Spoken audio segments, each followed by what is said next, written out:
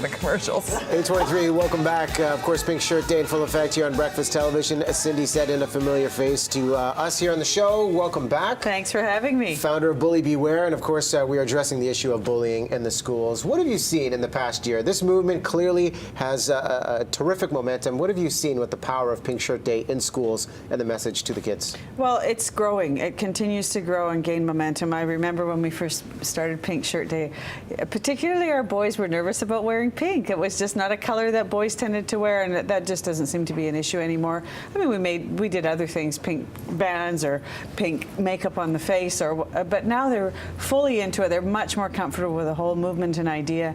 And I think we are seeing, I'd like to believe that we're seeing not just one pink day, but that feeling of acceptance and welcoming, kindness and caring and standing up for what's right because it's the right thing to do. Doing what's right when nobody's looking, doing it because it's the right thing.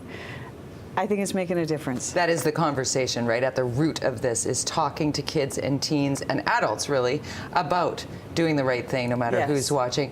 Now let's talk about from the bullied perspective. Mm-hmm. You're feeling bullied as a small child in elementary school. What should you do? Well, you have to tell. We have to get our kids to report to us, especially around the social media world.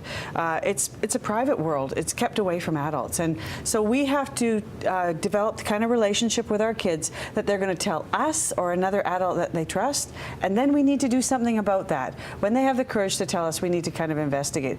Because we have to be sure it's bullying. I mean, regardless of what they tell us, we need to investigate. But bullying is about power and control. And when someone's trying to weaken someone's person, place, or feeling within their community or the society, then we need to take a really close look at that. What about the kids that are afraid that when they do report, it's just going to get worse? Yeah, and that's the myth, right? Yeah. So what we know is in, well over 50% of the cases, well over 50% of the cases, kids believe that the situation will get worse if they tell. The first thing we need to do is not go crazy when we find out, right?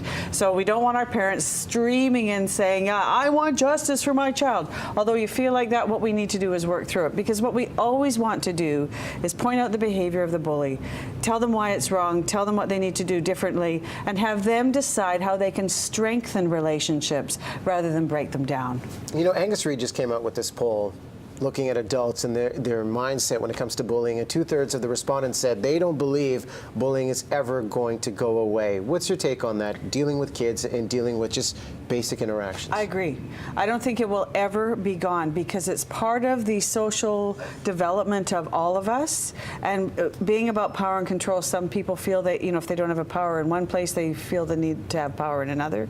So it's the way we address it and the way we move forward on it, and we recognize it and we call it what it is, and then we do something about it. And all of us do whatever it is we can do, because people operate at different levels, and that's got to be okay. Kids do too, and that's got to be okay. You touched on social media. I can't even imagine growing up as a teenager in a world where it's so instant and like you said, a secret world that is kept away. Mm-hmm. What is the difference between the social media bullying with boys and with girls of that sort of puberty age?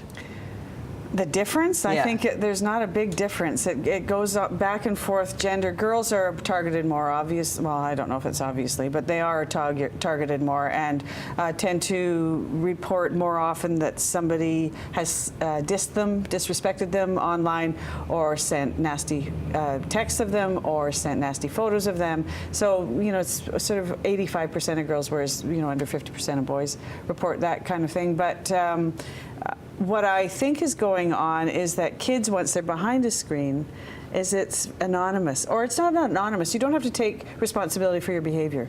And really, that's part of that self-regulation piece and that social responsibility piece. You need to take responsibility. Hiding behind a screen isn't going to do it. So it is pervasive, it is hard to handle, and we need to build that relationship. When kids get in trouble and they're in over their head, they need to let us know.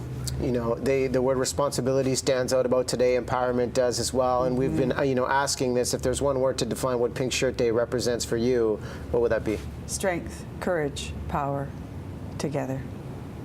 Forward, sorry.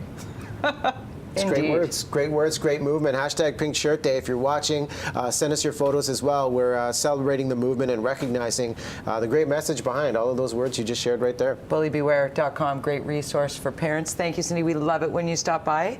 And before we go to break, can we just point out the shoes? There's some serious shoe game going on here. Cindy knows when you come to the BT studios, you need to rock a pair. I'm getting mine out of the way. Look at those. Are they pretty? Just You light go and pink have in there. You make it a great day. I will make it a great day. You make it great you guys for so do many. already have.